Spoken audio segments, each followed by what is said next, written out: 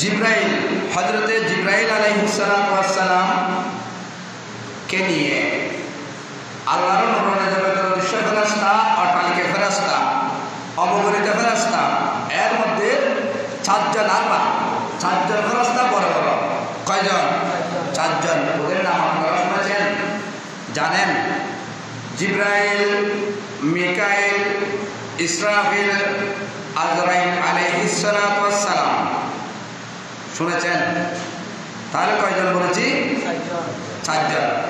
4 জনের নাম আমি যে 4 জন বড় বড় ফেরেশতা, ওদের থেকে আমি সময় যখন সংকীর্ণ একজন নিয়ে আমি গবেষণা করব। হযরতে জিব্রাইল আলাইহিস সালাম। সমস্ত অট্টালিকা ফেরেশতার সর্দার হচ্ছে হযরতে জিব্রাইল আমিন। করে বলেছিল হযরতে জিব্রাইল আমিনের কয়শত পাকা? আমি আপনাদের একটা বলেছিলাম, কয়শত পাকা? 600 পাকা। আলহামদুলিল্লাহ। আপনারা যে আমার নসিহতগুলো যে আপনারা খেয়াল করেন, এটার প্রমাণ আমি আজকে সরাসরি পেয়েছি। সুবহানাল্লাহ। 600 পাকা কয়শত? 600। এই 600 পাকা জিব্রাইল আমিন একইভাবে একই সঙ্গে কোন কোন হাসতানের মধ্যে ব্যবহার করেছেন? তাইলে এটা আমরা শুনে নিই, গুরুত্বপূর্ণ কথা, সময় সংকীর্ণ। হযরতে জিব্রাইল আমিন আলাইহিস সালাম আল্লাহর অদৃশ্য জগতের নূরানী মালায়েকা ফেরেশতাদের সরদার, ঠিক কি না? সরদার জিব্রাইল আমিনের কাছে 600 পাকা একত্রিতভাবে কোন কোন হাসতানের মধ্যে জিব্রাইল আমিন ব্যবহার করেছেন? প্রথম নম্বর হলো হযরতে ইব্রাহিম খলিলুল্লাহ আলাইহিস সালাম, যেটাকে আল্লাহর বন্ধু বলেছেন। খলিলের অর্থ হচ্ছে আল্লাহ পাকের বন্ধু। তাই ইব্রাহিম খলিল, যেখানে ইব্রাহিম খলিলকে যখন আগুনের মধ্যে ফেলে দেওয়া হচ্ছে, কোথায়? আগুনের মধ্যে ফেলে দেওয়া হচ্ছে, এমন সময়ের মধ্যে জিব্রাইল আমিন 600 পাকা ব্যবহার করার কথা ছিল। এই ঘটনাটা কোথায় আছে? ঘটনা বলেছি, কোথায় আছে বলতে হবে না। এই ঘটনাটি হচ্ছে তাফসীরে জালালাইন শরীফ 30 খণ্ড। কয় খণ্ড? তাফসীরে জালালাইন শরীফ 30 খণ্ড। তাফসীরে জালালাইন শরীফের লেখক হচ্ছে 2 জন। কয়জন? 2 জন। একজন 15 পারা, আরেকজনে 15 পারা। তাহলে 2 জন। প্রথম লেখকের নাম হলো জালালউদ্দিন মুহল্লি রাহমাতুল্লাহ আলাইহি। যখন জালালউদ্দিন মুহল্লি রাহমাতুল্লাহ আলাইহি যখন দুনিয়ার জমিন থেকে যখন ওফাত হয়ে গেল, তখন 15 পারা খণ্ড লিখেছে, 15 খণ্ড লিখেছে, আর 15 খণ্ড থেকে গেল।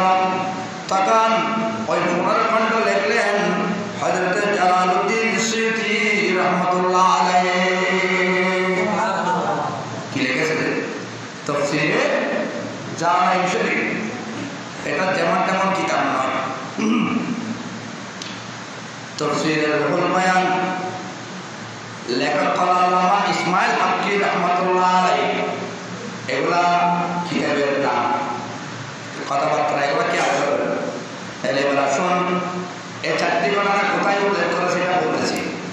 তাহলে এখন হযরতে ইব্রাহিম খলিলুল্লাহ আলাইহিস সালাম, যখন ইব্রাহিম খলিলুল্লাহ আলাইহিস সালামকে যখন নমরুদের আগুনের মধ্যে যখন ফেলে দিচ্ছে,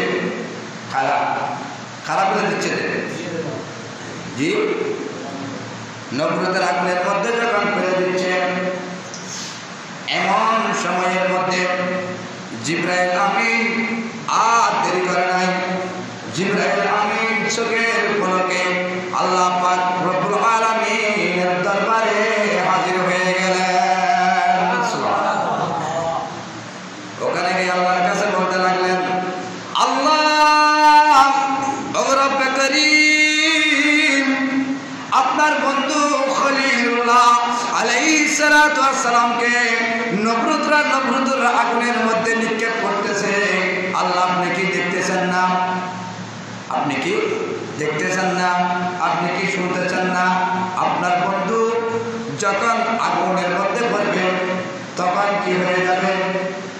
জ্বলে পুড়ে ছারখার হয়ে যাবে। এটা কার ধারণা? জিবরাইল আমিনের ধারণা। কথা বুঝবেন। আল্লাহ আপনি একটু আপনার বন্ধুকে কি করা উদ্ধার করা। আল্লাহ হাও বলে নাই, নাও বলে নাই। আল্লাহ রব্বুল আলামিন যখন চুপ থাকলেন, জিবরাইল আমিন আবার বলতে লাগলেন, ওগো রব্বে কারীম, আপনি যদি অনুমতি দাও আমাকে। কাকে? জিবরাইল আমিন বলতেছে আমাকে। আল্লাহ আপনি যদি আমাকে অনুমতি দাও আমি জিবরাইল আমিনকে, তাহলে আমার ৬০০ পাকা দিয়ে আমি নমরুদ আগুনকে উচ্ছেদ করে দেব। আমাকে যদি অনুমতি দাও তাহলে আমি আগুনটা কি করবো? নিভিয়ে দেব, উচ্ছেদ করে দেব, একদম কি বিচ্ছিন্ন করে দেব, আগুন আর থাকবে না। আল্লাহ পাক রব্বুল আলামিন কি বলতে লাগলেন?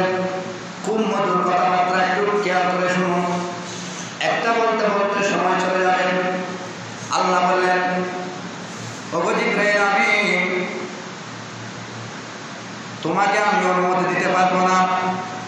তুমি যাও, আমার বন্ধুর কাছ থেকে যদি অনুমতি দিতে পারো তাহলে তুমি তোমার ৬০০ পাকা দিয়ে নমরুদের আগুনকে উচ্ছেদ করে দাও। কার অনুমতি?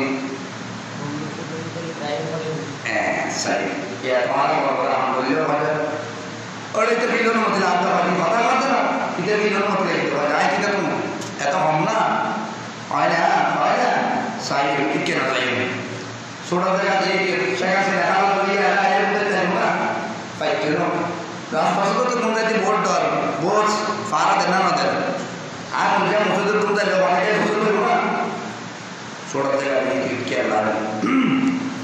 তাই আমার বলতে চেয়েছিলাম একটু খেয়াল করুন, গভীর মনোযোগ দিয়ে আমার বাবারা ভাইয়ারা মুরব্বীরা।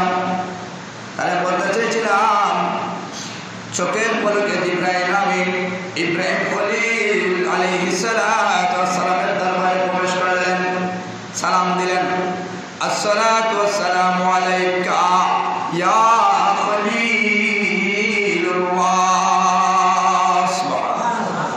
সালাম দিলেন, সালামের জবাব দিলেন, ওয়া আলাইকুমুস সালাম ওয়া রাহমাতুল্লাহি ওয়া বারাকাতুহু।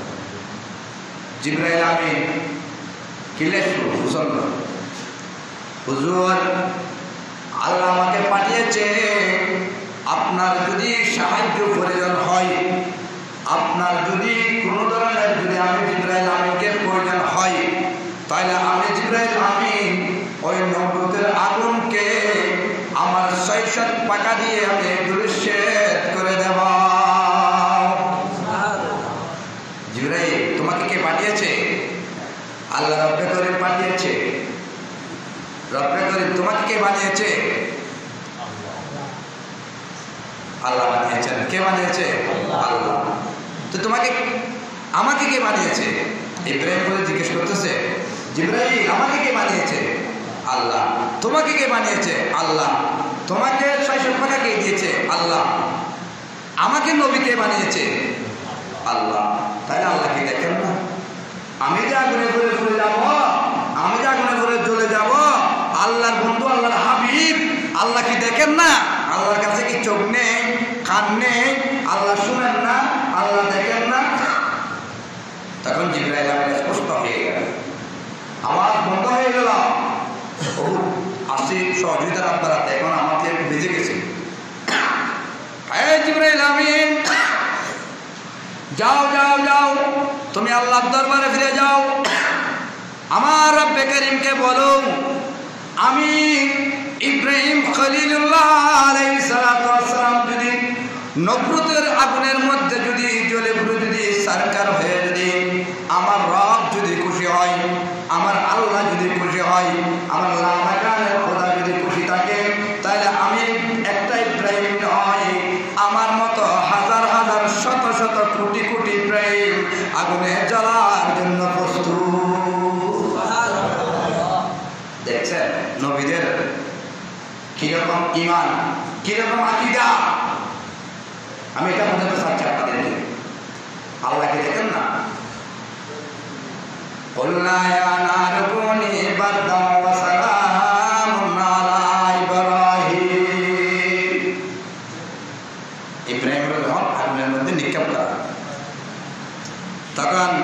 কবি কি বলতে লাগলেন, आके लुत्फ़े है शराइस हार कन, आके लुत्फ़े है शराइस हार कन, बाखली लफ्नार या गुमजार कन, बाखली लफ्नार या गुमजार कन, नियामे आशिक माशुके करम ज़ीस, नियामे आशिक माशुके करम ज़ीस, करामन कातिबी निरामुम खबर नीस।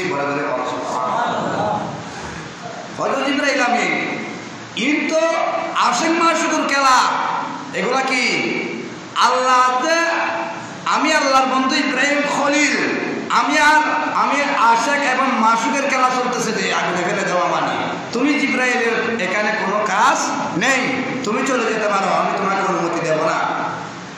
তখন আল্লাহর কাছে চলে গেলেন জিবরাইল আমিন, আর দেরি করলেন না। আল্লাহ রব্বে করিম, আমি তো অনুমতি পাই নাই। আল্লাহ বললেন, তুমি যদি অনুমতি না পাও আমি তো কিছু করার নেই, আচ্ছা আমি কিছু করার নেই, তোমাকে আমার খলিল অনুমতি দিয়েছে না। যখন অনুমতি পান নাই তখন আর জিবরাইল আমিন ইব্রাহিম খলিলুল্লাহ আলাইহিস সালামের আগুনের মধ্যে সহযোগিতা করতে হয় নাই। যখন ইব্রাহিম খলিলুল্লাহ আলাইহিস